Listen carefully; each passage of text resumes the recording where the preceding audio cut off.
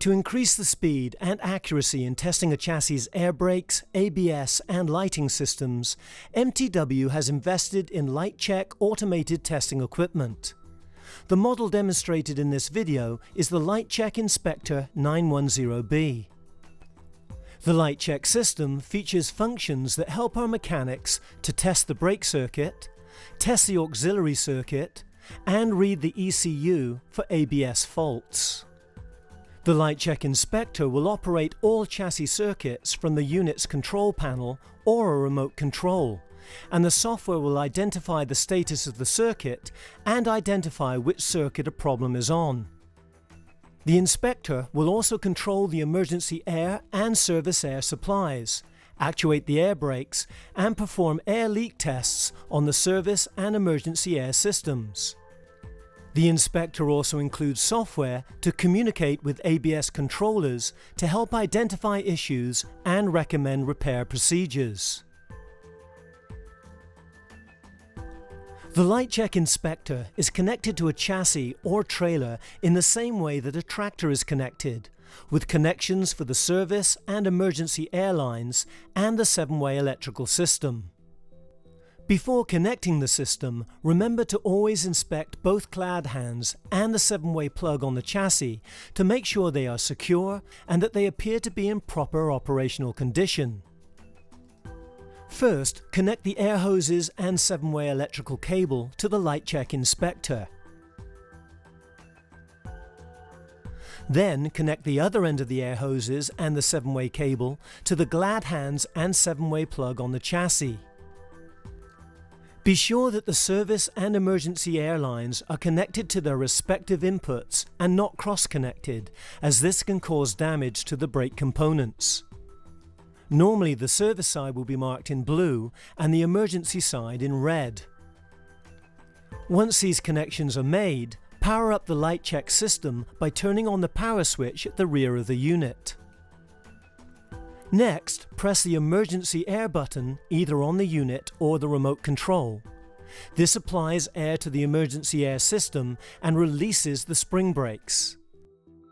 This must be done prior to applying the service brakes, as applying air to the service line before the spring brakes are released can cause damage to the brake components, air leaks, and even personal injury.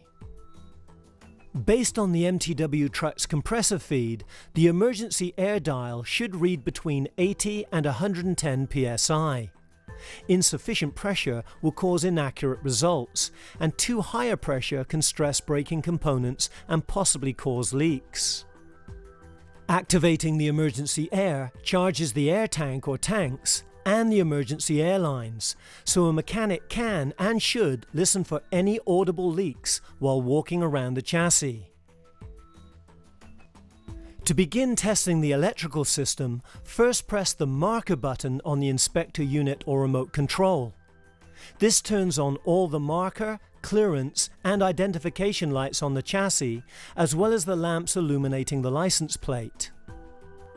Then proceed with a visual inspection of those lights, beginning along the left side of the chassis, checking that each light is operating correctly and immediately noting down the location of any that are not.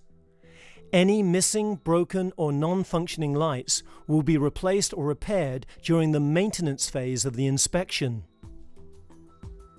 The auxiliary ABS light is normally located towards the rear of the chassis.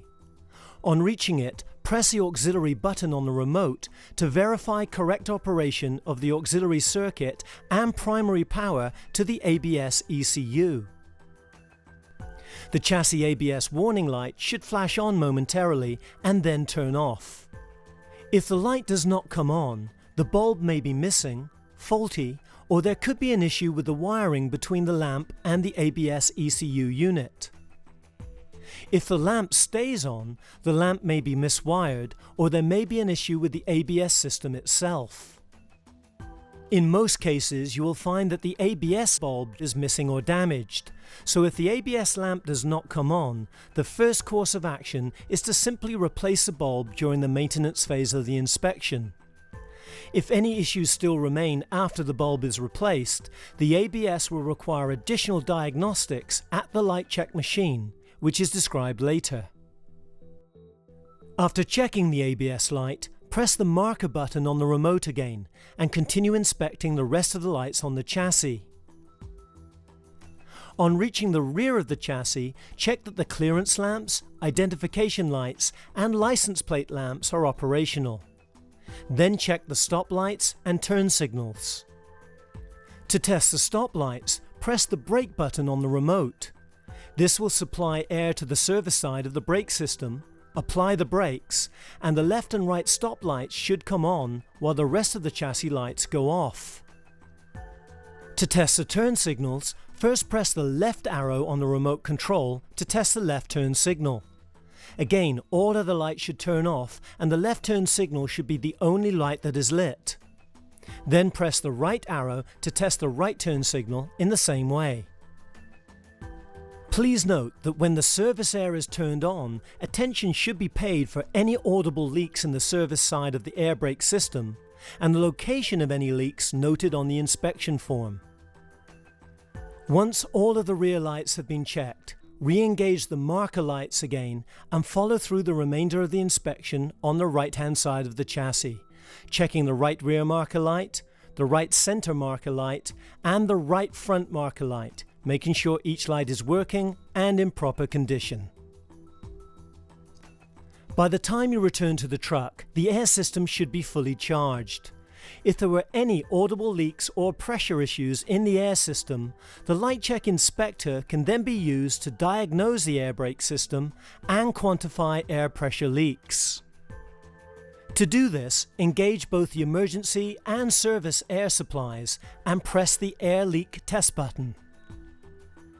The display will show that an air leak check is being conducted and a 60-second countdown will commence. You will then compare the starting air pressure with the air pressure after 60 seconds to calculate the loss in air pressure per minute. By federal standards, the rate of air pressure loss should not exceed 3 psi per minute on the emergency side air or 2 psi per minute on the service side air. When both the emergency and service air side is engaged during the leak test, air loss on one side or the other will indicate that the leak is external, perhaps escaping through a hose, valve or connector. The equalizing of the emergency side and service side air pressures will indicate that the problem is internal and possibly an issue with an inner seal or bladder. If, after replacing the bulb of a non-functioning ABS light, it still does not test properly, then the Lite-Check inspector can be used to do further diagnostics on the ABS system. To do this, press the ABS button on the Lite-Check panel to begin the ABS testing cycle. This will identify the ECU manufacturer and any ABS PLC faults will be detailed in the display. Press the Select button to read any repair recommendations that might be available for that specific fault. MTW mechanics will also use the Lite-Check system to assist them during brake inspection and adjustment. The remote control makes it very convenient to cycle air and engage and disengage the brakes while checking the operation of components such as the slack adjusters and measuring correct pushrod throw. While under the chassis, simply press the brake button to engage and disengage the brakes as required. Always remember that adequate and consistent pressure is needed for accurate slack adjuster and pushrod measurement, so be sure that correct pressure is available and maintained during these procedures.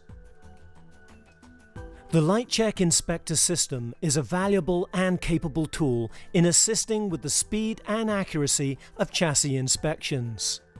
Make sure to learn its proper use and to use it to its full potential. Additional information on features and functions is available in both the MTW and Lite-Check operational manuals.